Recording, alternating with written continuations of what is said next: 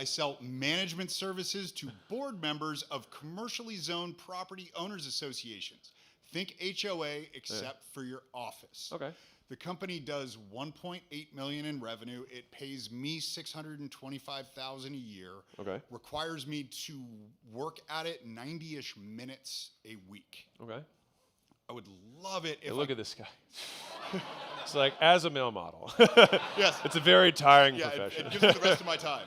Yeah. But I would love it if I could figure out how to keep my same margins and find a way to Cut the time in 3 half. million. No, yeah, cut the time. Yeah, want to work none. But Yeah. like I've been at this since 2003, Okay. and I've tried so many different ways to find the prospect that we're looking for.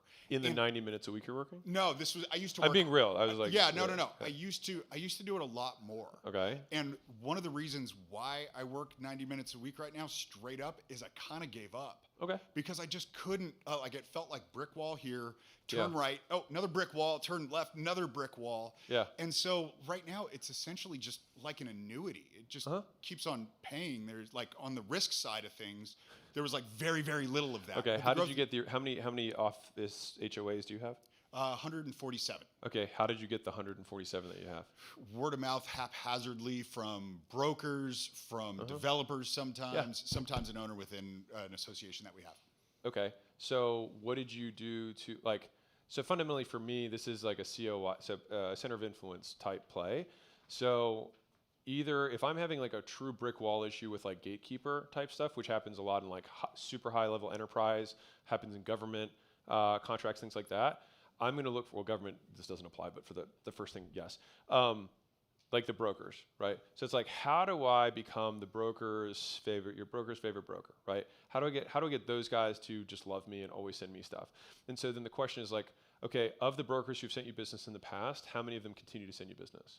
All of them that have in the past. Okay. Which is not a massive number. Okay, that's fine. Yeah. And so what I would look at is like, okay, what was the process that it took from this person finding about who I was to getting them to actually refer me business, number one.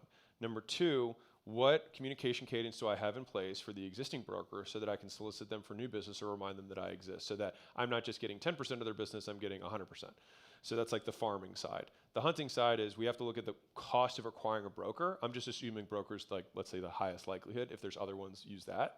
But if broker, let's say an activated broker is going to send me 2 buildings a year or 3 buildings a year, then I'll say, okay, how many outreach attempts do I need to get one broker? What does it take for the broker to get me that first referral? Are there kickbacks that are allowed? No, not for them when they're licensed. For them, they cannot take kickbacks. Yeah. So you're just gonna have to get really creative. No. Sorry, my bad. Okay. I just like had like 9 things in a row, and I was like, can't say that, can't say that, can't say that. Okay. Sorry, He's a good-looking guy. All right. So I was like, use what you got, man. So because of acquiring the broker, I would look at basically I would want to reverse engineer the process that the people did. But basically what happened on accident with the original brokers, we need to make happen on purpose. And so we have to be deliberate in that customer experience and seeing them as the real customer. So I think that you need to basically shift how you see your business. So I'll give you the easiest analogy I have. The first time I learned this was with Alan, the software that we had. I thought that brick and mortar business owners, that we were working their leads and responding to them, they were our customers. That was not true. The people who were our customers were the agency owners who brought those customers in, who white labeled our product to serve the SMB. And so once I realized, I was like, oh, because I was spending the first part of me trying to grow Alan selling nail salon, like in coming in the door. And they would turn out, or they'd be like, oh, this is amazing, it works for our leads. How do I get leads? And I'm like, this is not my job. Like, this is a software that works leads. And so I thought, okay, what businesses always have leads? And it's like, oh, businesses that have an agency that are running ads.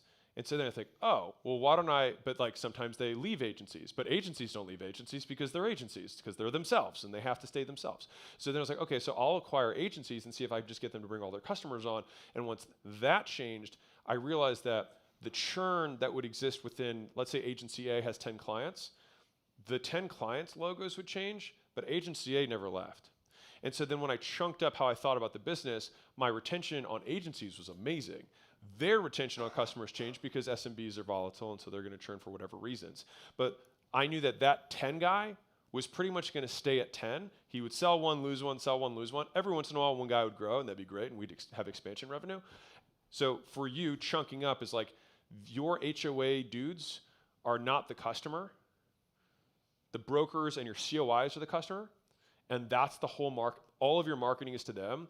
And think about them as like, what's their customer journey? What's their customer experience? What's the activation point? How do I re-engage those people on a consistent basis? Do I run events for them? Like, what ways can I serve them so that they always feel reciprocity towards me?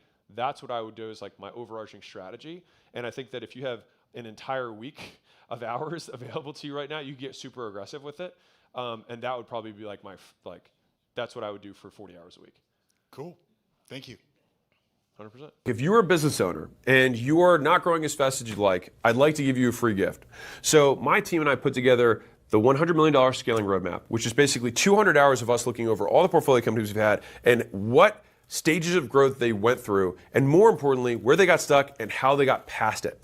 And so we broke it into these 10 stages, and we made this little kind of quiz thing where if you put in your business information, it'll tell you where you're at, and the most important part for you, what to do for each of the functions of the business across product, marketing, sales, customer success, recruiting, IT, human resources, and finance. And so no matter what you're struggling with, someone else has already struggled with it and solved it. And so I'd like to give you this thing absolutely free. You can go to acquisition.com/roadmap, plug in your business information, and if you want us to actually help you deconstrain the business and you're trying to scale, we'd love to help you out. On the thank you page, you can just book a call with my team, and we will look at the business, see if we can help, and if we can, we'll invite you out to Vegas, and we'll do this in person live.